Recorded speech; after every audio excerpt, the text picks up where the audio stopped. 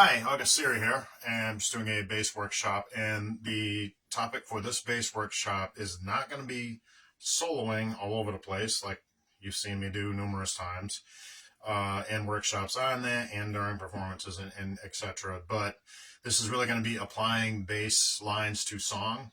So it's kind of a follow up from yesterday's guitar workshop that I did with my song creation concepts.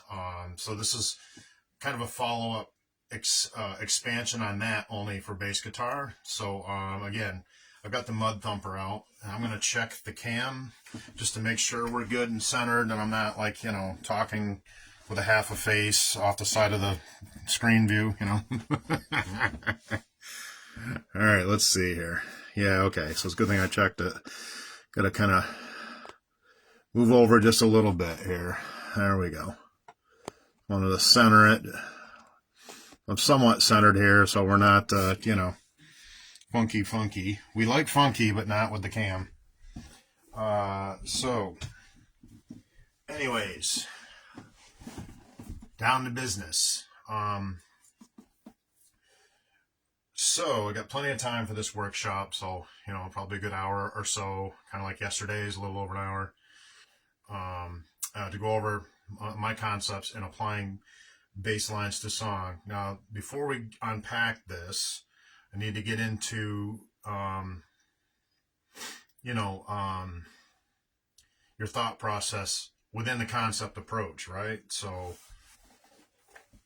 all right, thought process within the concept approach is a long way of saying, depends on if it's a cover song or your songwriting, excuse me. Just like on guitar, it's the same the same type of thought process, except for you're creating guitar parts instead of bass parts, different instrument, different feel, but it's the same idea. Got some rocket fuel. All right, so, oh gosh, sinuses, again, changing weather. It's like 40 degrees out today, and it was like, freezing the other day, and kind of goes up and down. Northeast. Anyways, all right, so to unpack this, you need to think about, number one, the first thing is, are you playing a cover song classic, or are you writing an original, or playing an original that's already been written, or whatever? Obviously, there's more freedom on the original side of things, but you still want to cement parts. And what do I mean by cementing? You hear me say that a lot. I said that in the guitar workshop yesterday. What I mean by cementing is, committing parts to memory, whether you're writing it on sheet music or tablature, standard notation or tablature, or you're just memorizing the parts. Doesn't matter. It's the same thing. You need to commit the parts that you're going to play, and play the same parts every time that you play the piece. That's committing parts to memory and cementing them. That's what I mean when I say cementing. It means selecting parts. Now, this is during songwriting creation, not cover songs. Cover songs is different. So I'll get to that.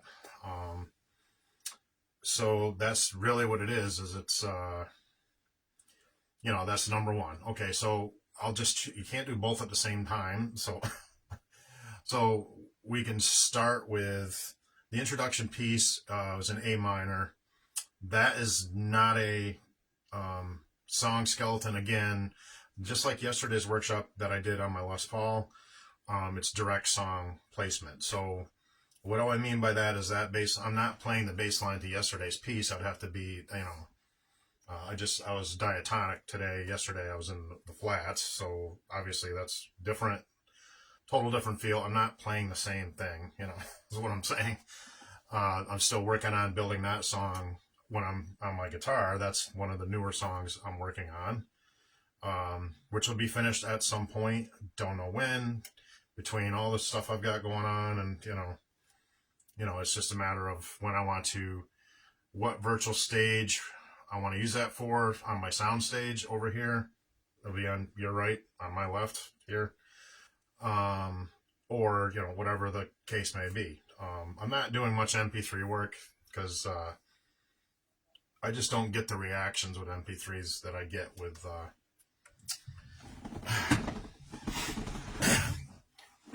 my videos. So that's why I'm a video maker, mostly. MP3s once in a while. All right, let's get back to, so I don't need to get into a whole anatomical explanation here of everything that I do, because I've already explained things that I do, my concepts and approach 100 times and over. So we'll get back to the example piece, which is an A minor. Now I'm just building off that same direct song idea, which this will become a song as I expand parts into it. Then usually I start with rhythm guitar, but since this is a bass workshop, we'll do an example. It's an example piece. It will be direct song. That's the difference. Is applying bass lines to song. It doesn't really matter if it's a song skeleton or the direction. What matters is the approach, technique, concept that you use when you originally start playing it. I'm not trying to overcomplicate it, because it's not really. I tend to be over-explanatory sometimes, but that's really it. We're just going to make a bass line for a song, basically. No pun intended. Basically. There we go. So let's basically start the E drummer back up, and we're going to build on the A minor part section, which will probably be, there will be an introduction, and then there will be A minor will be the main tonic of the piece, and then we can build some note structure around that, which would be chord structure on guitar, note structure on bass. I'm kind of doing it in reverse. I usually always start with rhythm guitar, but for sake of bass workshop love, let's do the bass line. Here we go.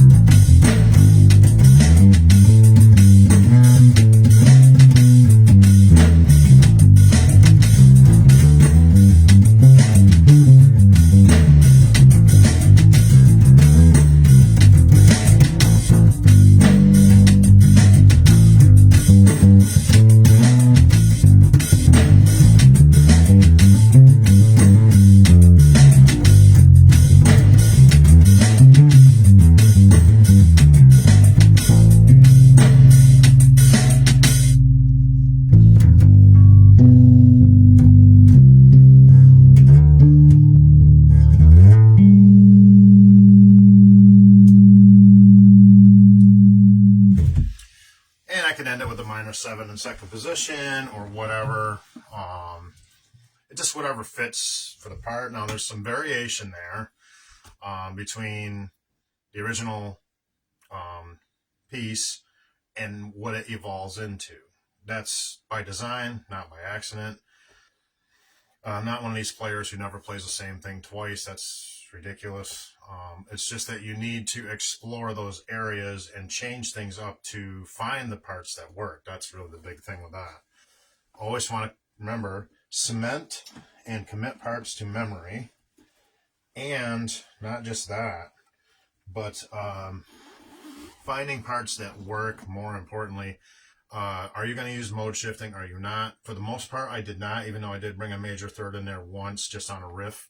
But for the most part, I was about 90% in A minor mode, mode, key, whatever you want to call it. I call it mode.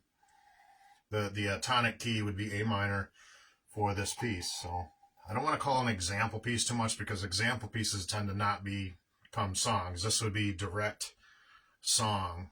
I probably should have brought the Les Paul over and hooked up, turned on my tube amp just so I can juxtapose it and show you what I would do for guitar parts for it. But that may make it a little more colorful, but really I like to just stay focused on bass when I'm on bass and stay focused on guitar when I'm on guitar. That's really it. I'm a much more versatile and skilled bassist, I think, just in the versatility of my experience. So that's why I bring this into the mix. Obviously, my identity is not unknown drifter. I'm a professional bass player. But guitar is a writing tool for me. And this is really my business instrument, that I can play pretty much anything with. Any style, Where guitar, I kind of narrow it down to my original hard rock because I keep it fun. So not to get too much into my other stuff. I'm trying to stay on topic, But yeah, so as you can see, as the piece evolves into parts that will be cemented, we're still on that journey. We're not there yet with this. Obviously, I just started this. This was not. I just had the patterns in mind when I started the workshop, so it's not pre-scripted or anything like that. I like to create right in front of you. Then you can see the process, you know what I mean? That's really what it's about. That I go through and how I create my music here at Darkanica Studios, Northern Vermont, USA. For those of you who don't know me, I'm August Siri, professional bassist from Southern Vermont originally, residing in Northern Vermont for about the last 25 years, national award-winning bassist, played over 4,500 shows in my career. Record deal offered from Atlantic Records subsidiary, an award-winning album that I was a part of with my bass work, and toured around the tri-state area. Basically, I've never gone on like a national tour or anything like that, but just just local circuit stuff, just to give people a glimpse on who I am as an artist, who haven't seen my other content or don't even know who I am or whatever. There you go. I'm not trying to repeat myself all the time, but I have to do this stuff. And I do that same stuff with the disclaimers on my Q&A pieces that I do with questions and answers, where they ask sometimes, especially on the Chuck in the Woods stuff, I get some awkward questions. I don't know, whenever I break my chainsaw out on a farm, it's like people get into this. I don't know, I get some weird questions, that I have to either skip, block, or whatever. Just awkwardness. I don't really want to get into that page because this is a bass workshop, but I'm just giving you examples. I don't get too much weirdness in my music. I've had a few idiots I've had to block, but that's with any social media, It doesn't even matter what the content is. You've got everybody around the planet, toting around a smartphone, blatting out whatever they want to blat out, You open yourself up to that stuff when you share your self in public, whatever it is, whatever the content is, especially politics. That's why I don't allow that stuff on my page, on any of my social media at all,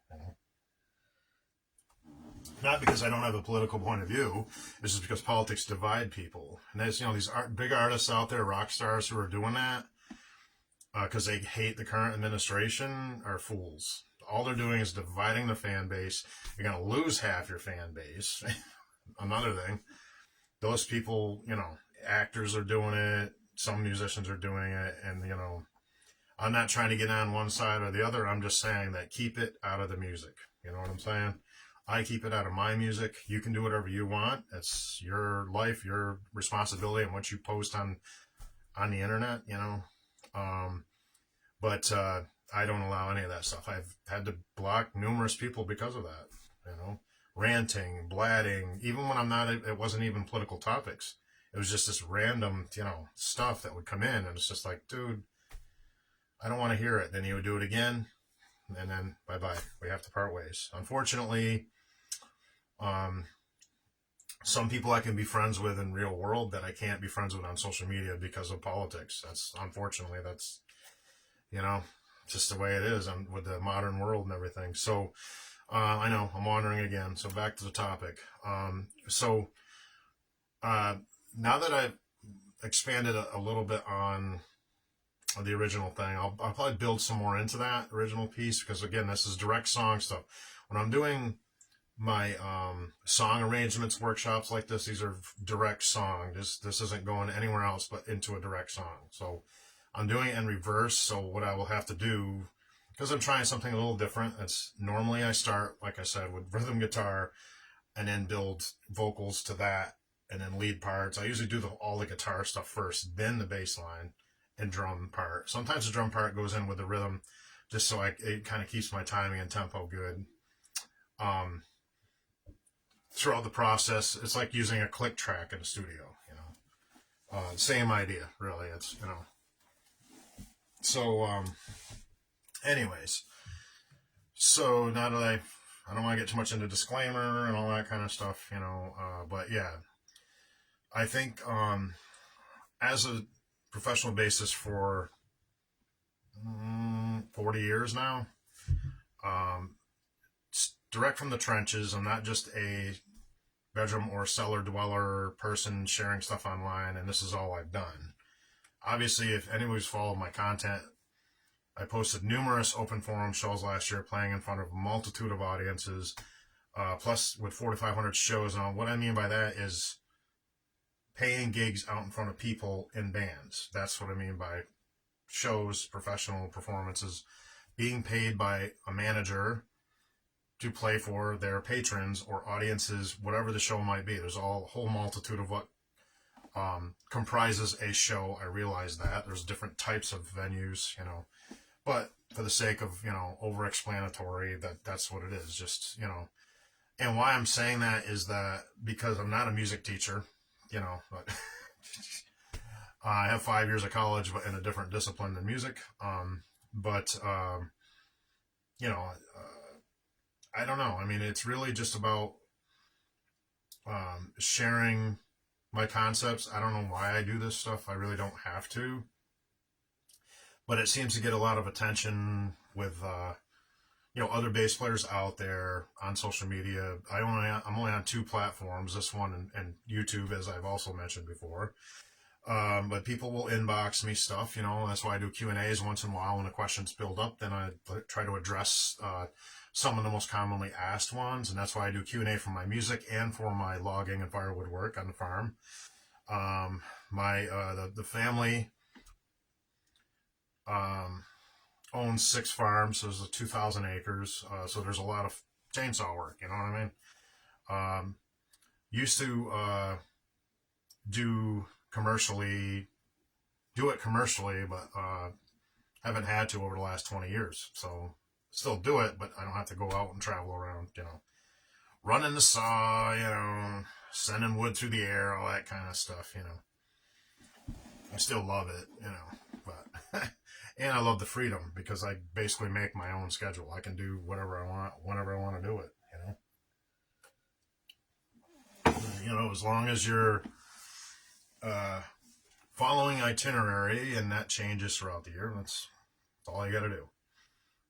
And weather, that's a big factor. Anyways, back to music. Enough of everything else. So what I'm going to do is I'm going to build upon that same direct song idea. So here we go. You gotta put some changes in there. So start in the A minor tonic and then move out from there.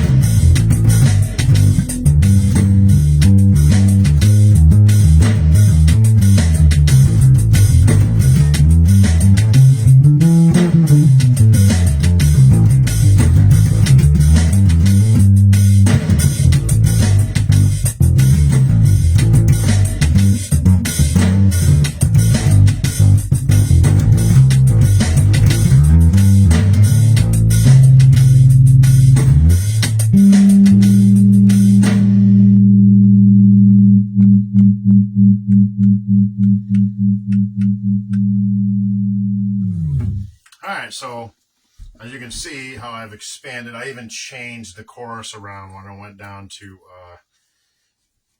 F major. So pieces in A minor, I try not to do too much mode shifting, so I'm not just doing that all the time everywhere. I do that often, but in this case, I tried to stick with the A minor tonic. And, so when I went to the chorus, which is actually...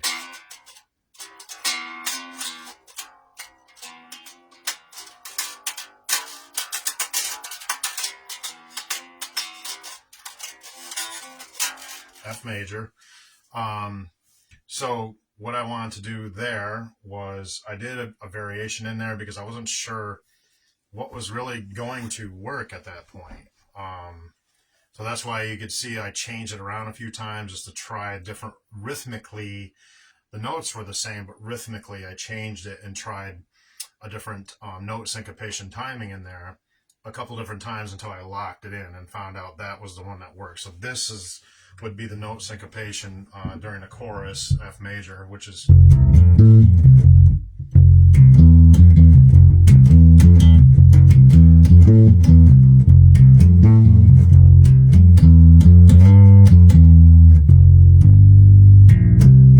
And I would, and then of course I would modulate up.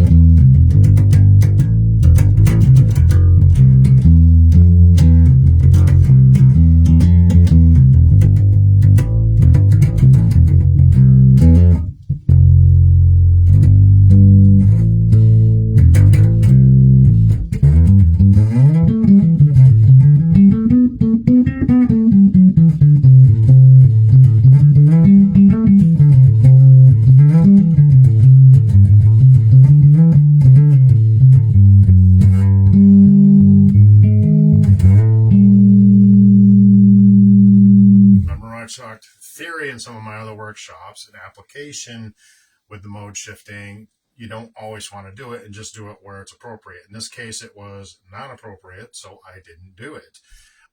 So even my riffing in second position, I'm still working off the minor third, as you can see, and the same down in first position. So that's really and that's just for this piece.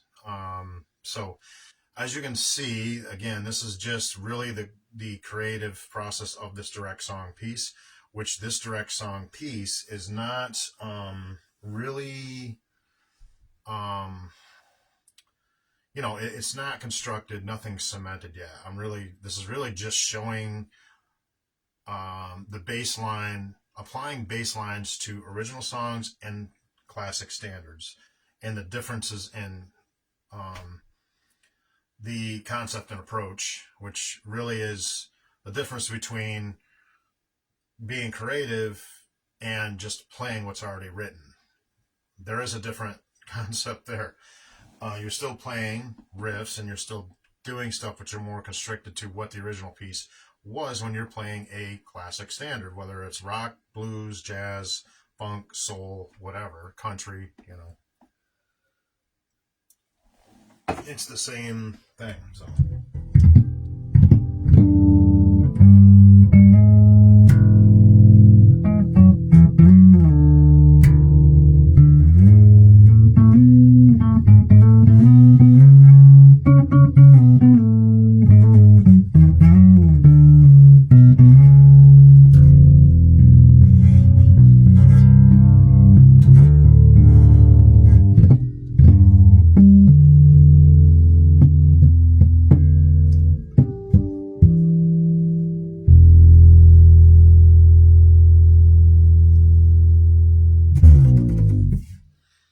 So just doodling around a little bit there,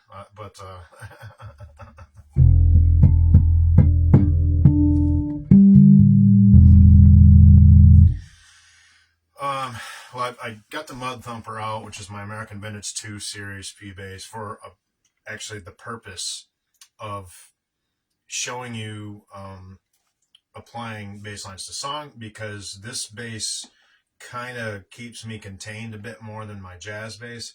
If I break my jazz bass out, I'm going to be flying all over the neck, just because I have to when I play it. It's like, I just have to. I can restrict myself, and I know how to play on anything. It's just the freedom of the speed and the fluidity of the neck profile and the action, and just how smooth it plays. It's just like, yeah, your fingers just roll off the strings. It's just a much more of a playable bass for solo bass stuff, and for anything aggressive, funk bass, obviously, anything, hammer-ons, tap-ons, finger style, pick style, whatever. Jazz bass is much more of a solo bass player's bass. We'll look at Hello, Jocko, Flea, and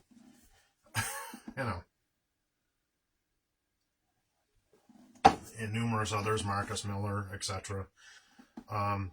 They're very aggressive type of basses.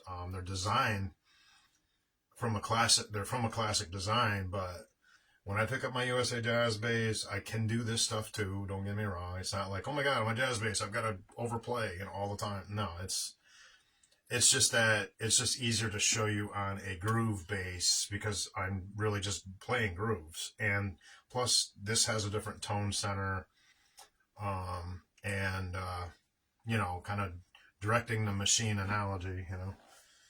It works for it better. So that's really, in concept, the approach. I can go on and on with building more parts to that direct song piece, but not really necessary. I can move on to the second half segment of this workshop, which would be working on cover songs. So if you're playing cover song classics, however it is you learn, whether it's YouTube nowadays, used to be cassette tapes and CDs, or standard notation, or tablature. So, whatever method you use as a bass player is fine, as long as you achieve the same goal, right? So I'll just do a couple examples. I'm not going to go through an entire set list of bass lines. I'll just pick like one song and work with it. So we can do, I'm just trying to think. I mean, I know probably over 2,000 cover songs, literally, on bass. Guitar and vocals is different. I probably have 50 ready for what I would consider gig ready, but I do know hundreds of songs, if I'm not singing, on guitar as well, cover songs, and I have thousands of originals on guitar and bass. So, the inventory thing. Let me select the right cover song inventory piece example that I can do for this workshop. So give me a second for the hamster wheel to turn. Hamster wheel's turning.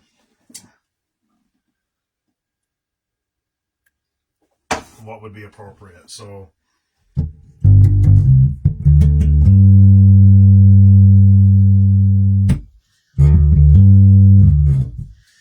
let me think here.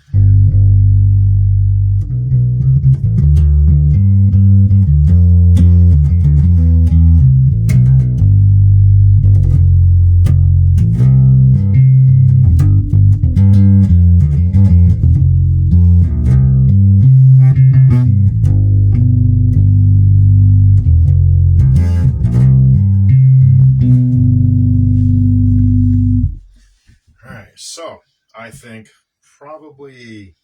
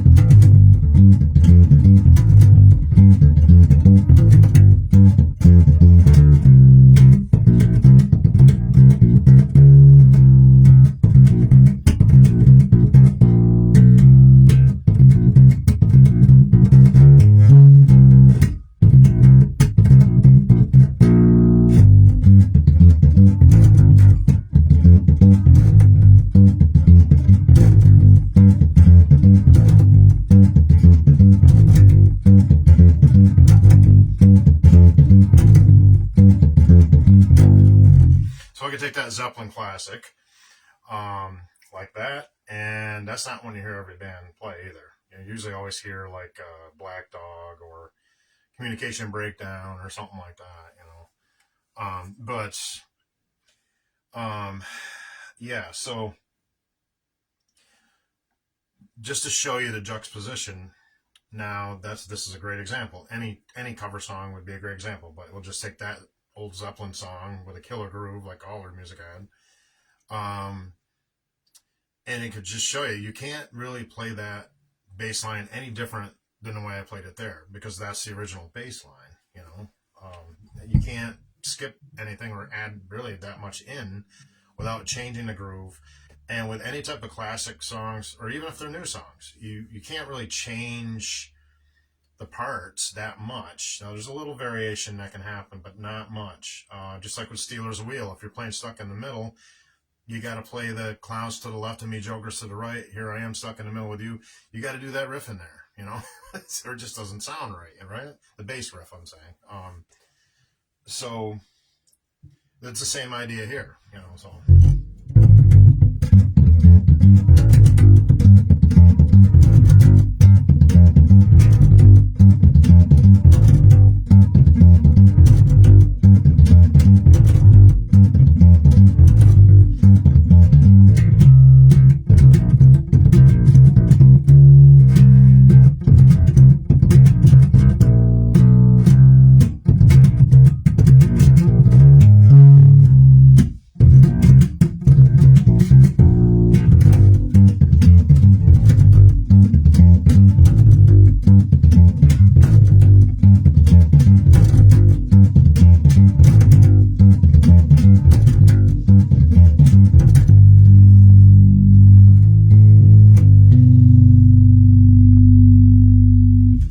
So you really can't break out of that mold. You have to play that groove, Same with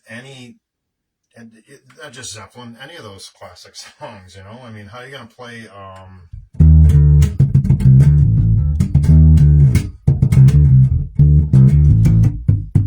is it, there we go, I'm trying to play Fire. I can't play that in years.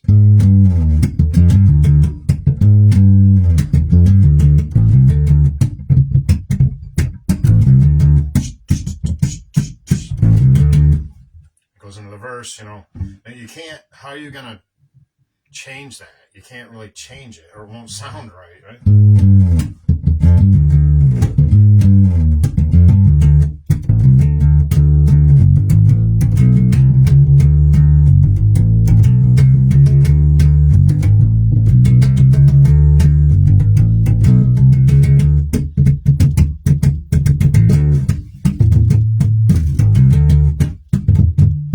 It's close. I haven't played the song in like 15, 20 years, but and then of course it walks up on the first guitar solo.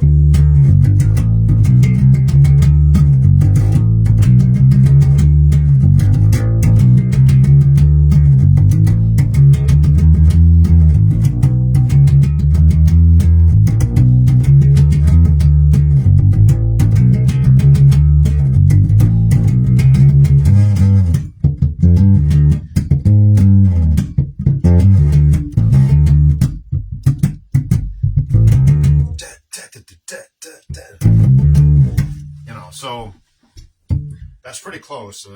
Fire from Hendrix. Obviously, I would polish it up if I'm going to play it in the band, and I would nail that, solid 100% with the drummer and the guitarist and the rest of the band. If I was to play this out live, but just for sake of example, yeah. So.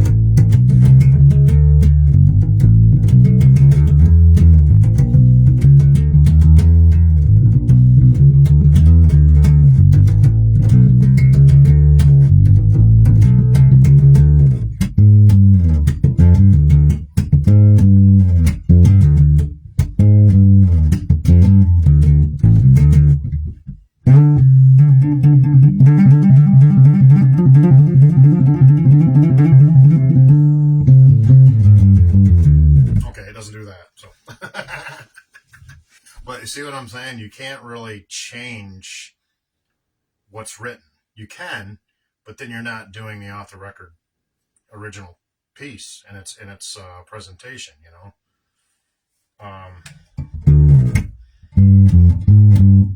Yeah, I didn't nail that perfect, but that's pretty close for not playing that in years. That's pretty good.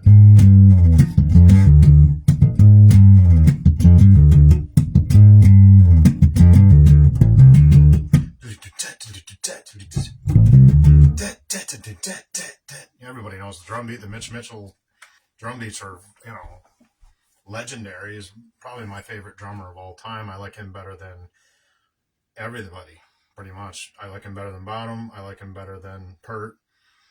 Even though those are two phenomenal hit classic drummers who are all dead and gone. Rest in peace to them. Rock legends, just Mitch Mitchell always had that flair that I liked, very jazz type of drummer, jazz-ish type of drummer in the rock, genre, but yeah, so that would really be, it accentuates the point that you can't really change the original bass lines. I can try a couple other, at least bits and pieces for you of classic standards. I'm not going to go through and play the whole songs in their entirety,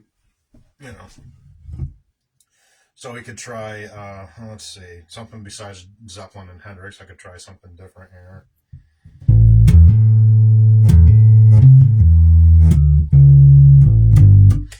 So we could go,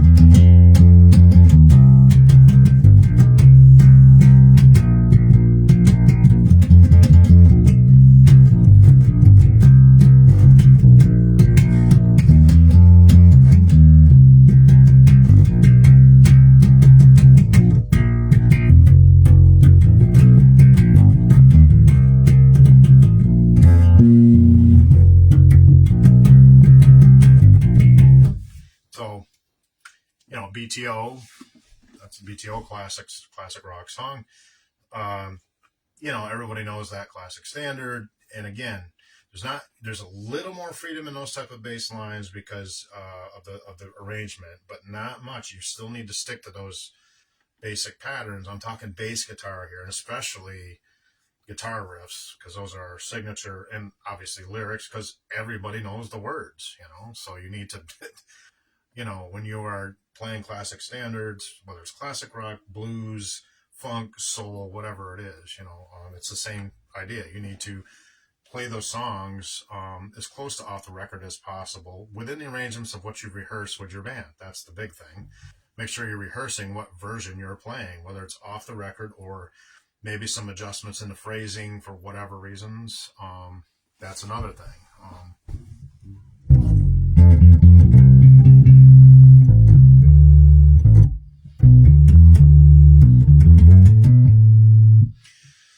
Let me see.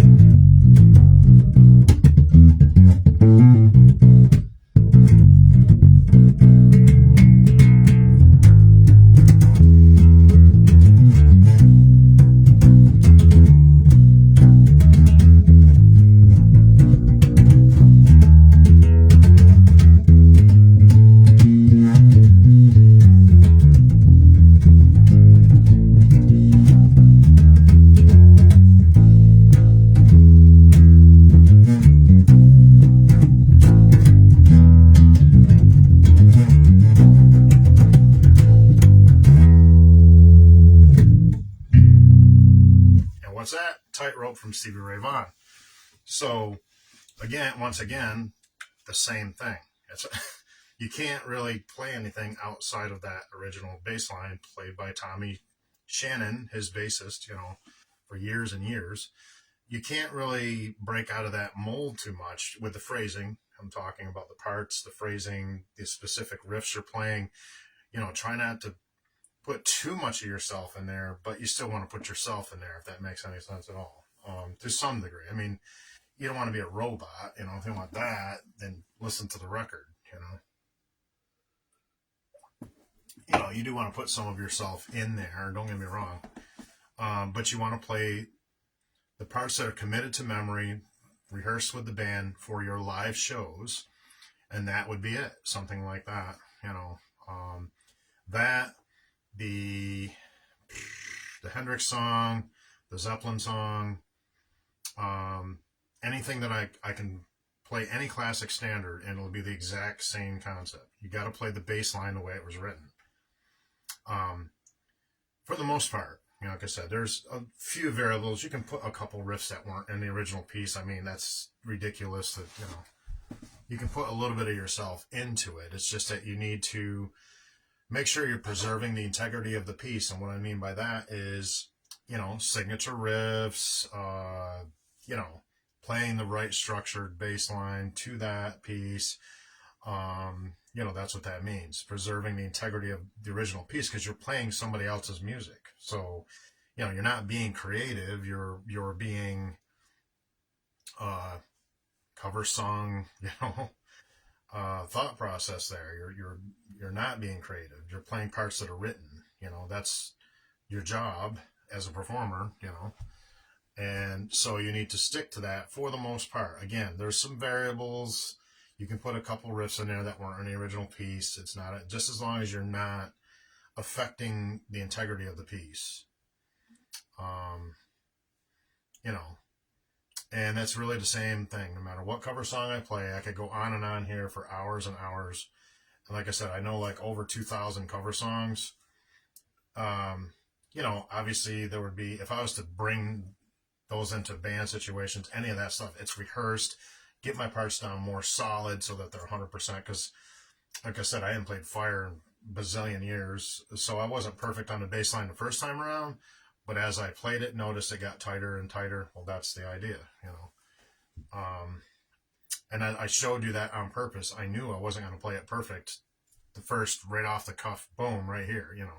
I did that on purpose to show you what you got to do. You've got to pound on that until the bass lines, until they are solid. And then when you lock in with a band, you should be doing homework assignments outside of band rehearsals if you're in a cover band. Since we're on cover band, that's why I'm bringing this stuff up. And not wasting time at rehearsal, because generally rehearsals are 2 to 3 hours, maybe a week, or maybe 4 hours if you're lucky. You can get everybody together that long. Essentially, you should have 4 hours of practice a week.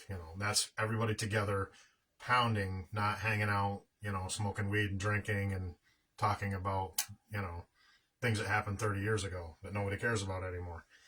You need to, it's structured, focused rehearsals. That's, that 4 hours needs to be just like you're at almost like you're at a show, not that intensity, but pound those parts, take a break, get a drink of water, coffee or soda or whatever, of course. I'm not saying, nobody's a robot, but, take breaks like 10 minutes, just like you would at a show, but that's every professional project I've ever done. Our rehearsals are not hangouts, our rehearsals were rehearsals. We just play, over and over again. And then everybody has to work on their parts. It's very time consuming. The general public doesn't realize or care, probably, how much work actually goes into it to get all the part structures perfect, arrangements, tempo, dynamics, version decisions, and then that doesn't have nothing. That's just to get the music part of it down. Then you've got the marketing side of it. Who's booking the shows? Who's working the phones? Who's doing the press kits, etc.? Who's running the online media stuff? All those factors with modern world. So that's really it. Again, reality dose from a bass player from the trenches for decades, and that's really what it is. It's and again, I have other workshops more on theory and application, riffing, and stuff like that. That's not today's workshop, so I'm doing more of the business end of what you need to do. So it's really the same with any bass line, with cover songs. And again, we're on cover songs. The original segment's over, so that's more fun because you can be more creative, and you're not following somebody else's formula, right? So unless you're playing with a songwriter, then you're following his or her formula, right? So as bassist and being a sideman, you're always following somebody's direction, unless you're the lead person, the front person doing all the singing, then you control the set. It's whoever does the singing, really. It's, whoever the front man or woman is the one directing the show. It should be, because the vocals are the most important thing, really. If you get that right, you're good. You want to have the music tight and all the parts, yes, but the vocals are really the most important thing. If your singer's singing out of key, missing parts, screwing up lyrics, people will notice that more than the instrumental part of the show. Way more, So always got to keep in mind that everything is equally important in an arrangement, being whether you got two guitar players, a keyboardist, bass player, drummer, singer. If the guitarist or bass player are the singer, then you've got two roles being played by one person. It doesn't matter what it is. It's the same concept, and it goes back to what Paul Stanley, I mentioned this before. Paul Stanley had an interview with Billy Corrigan on his YouTube channel, where he interviews rock stars all the time. And he hit it right on the head. He says, 4 people can ride in a car. Only one person can drive. If other people try to take the wheel, the car will go in different directions. That's not good. There can really only be one front man or woman. In my opinion, there shouldn't be multiple front people. Because then you get too much of the struggle for control of material, and I don't know. I played in the band for many years with 2 front men, and it was, I'm not saying it was bad. We played, I don't know, 700 shows or more, something like that. But I'm not saying it's a bad thing. It was great. But there's always that clash of, direction and who's controlling the direction and what are we doing for material. They shot down some of the songs I brought in that I wanted to play. I wanted to play Lips Like Sugar from Echo and the Bunnymen. They hated it. I thought it was cool because that had a really neat bass line and stuff, and nope, they didn't like it. I brought in 3 or 4 other songs that they did approve. So it was Sedated from the Ramones that I sang and played guitar on, just a simple punk song. Melt With You from Modern English, again, a simple 80s pop song that I could handle on guitar and vocals. I actually switched the guitar to play those. Police on My Back from The Clash. I actually switched on guitar to do that as well. And then one of my original songs called 7 Days. Roger liked that. In Reverse Spin, he always liked that song because it was very Beatles-ish pop. It was rock radio. I wrote it for rock radio. It was called 7 Days, with the number 7 days. And that's on, I have a recording of that somewhere, of us doing that at Derek Studios in Dalton, Massachusetts. It got cut from the album, and because it didn't really fit the rest of the material that the main songwriter had written for the album, the Nitrophonic debut album, and so that got cut, unfortunately. The only song I did got cut from the original, or from the final, but that's all right. And again, there it goes into that direction thing. 4 people in a car, only one person can drive and take the wheel, and it's just reality. It's really the way it should be, because if you have too many chiefs and not enough Indians, what kind of not confusion, but conflict that can bring in to any project, and to make it not fun for everybody, So you really just need to, if I'm out live, Like when just perfect example of what I did in 2025. I did over 30 open forum shows. And what does that mean? That means that I'm playing with a multitude of performers of all different style, mostly blues and classic rock stuff. That's in this region. That's what you can market, and that's what works for the audiences, so that's what we do. It's the same idea. There's always a front man or a woman, most of the time front men, and I just follow their direction. I just get up on stage. They have a song itinerary, and I just play what they call out, what they want to play. That's following somebody else's direction. As a bassist sideman, out professionally, that's what you're doing. Whether it's open forum shows, regular band gigs, session work, there's another one, or whatever. It's the exact same concept that you should be doing out loud. You can't go out into a band and try to, well, I want to do this, and I want to do that. There's none of that. You can suggest something. Hey, can we do this, or can we, but you're not the director. So usually as a bassist, unless you're singing, then you can kind of direct for whatever, a song or two or whatever it is you're doing, unless you're singing the whole night. If you're the lead singer and the front person, then you direct. It's whoever's singing. That's really what it's about in popular music, that's just reality. Now, I ran a band where I actually ran a band where I wasn't the front man, I was the bassist. It was back in 2012, 2013-ish time frame. And I booked the band. I hosted rehearsal space. I owned the PA. I did everything, most of the bookings. And so there's that thing again. 4 people are in the car, but only one person can direct. Now, I wasn't doing all the lead singing. I was just doing backup vocals. The lead singer was actually directing the material because we were doing songs that he could handle on lead vocals. The same idea as if I was doing it, But then there's that underlying factor of who's controlling the money, who's doing the sales work. Now, they have more say in somebody who just shows up to practice and does nothing outside of the music. And that's just not my opinion. That's really the way it is. So I wasn't the front man in that band, but because I was controlling most of the income and the bookings and everything, just about, he'd help with some advertising.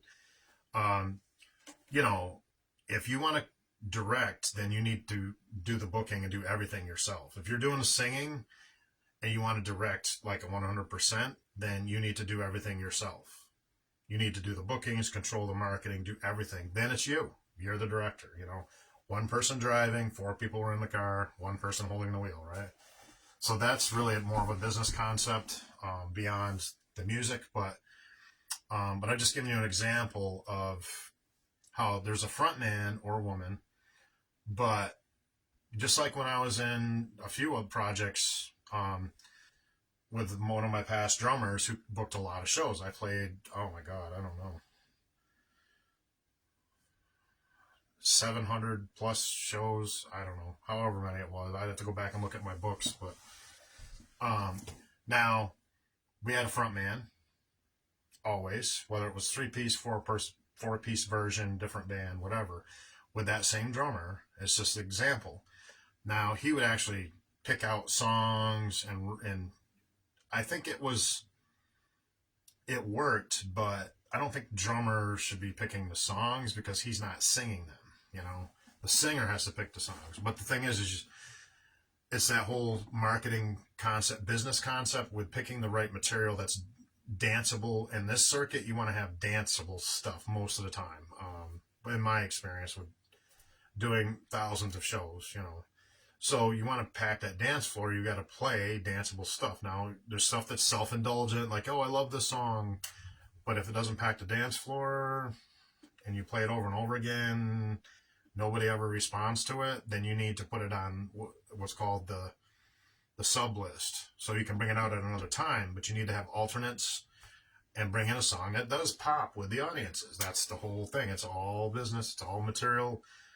Dynamics, control, also your live mix, not too loud. not taking long breaks, showing up on time, being respectful, all the usual professional attributes if you want to get hired back. So there's a dose of reality right there, you know. I know I talk about this sometime in my workshops, but it's true, you know. Now, if there's a front man who does all the singing, that's great. But who's really in control is the person booking the shows, whether it's the front man or not. Whoever is controlling the money is directing, even though that person isn't singing. So there's that. That's another layer to, okay, who's directing? So the singer needs to grasp, you know, are they a hired gun? Are they part of the band as a committed project, or some different variables? But for the most part, it's really who's controlling the money, who is running the project. That's really, you know, I hate to say it, but without that person, you're not out on stage. Unless there's other people in the band who can also do sales work, and that's great. Then, you know, but it's whoever does it the most. That's really what I've always gone by. And on shows that I would book, that person wasn't as vocal because I was the one controlling the money. Even if it's just for a few shows here and there, on that night, suddenly you're directing because you're the one that's dealing with management directly. So you're the one that has to listen to it if things go wrong. You're the one that has to answer to the manager for everything. Sound mix, material selection, all the professional attributes, being on time, not taking long breaks, those type of things, you know. So I just wanted to get a little bit more into the kind of the business side of things. When I start talking about cover songs, it's always tied in with business. That's why I kind of expanded on that a little more today on this workshop. So that's really it, folks. That's, you know, behind the scenes stuff ruins every band or makes it last forever. So you need to work with people who you get along with, and you don't have to be their best friend, but respect and reliability. So there you go. All right, let's try to expand a little more on, let's see, I'm just trying to see, this would be the last. All right, so now I've done originals and cover songs. That's pretty much it. So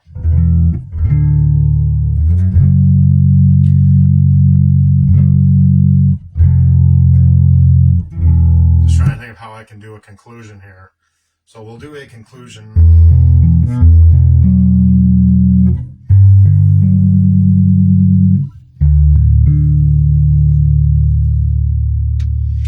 So I think what I'll do is I'm going to do something that's different than the original piece, direct song example, or the cover song examples I did, just to close you all out. I'll do some more playing and less, done plenty of talking. So thank you for joining me, everybody, on this bass workshop. And I am August Siri. Until the next time, we'll catch you later.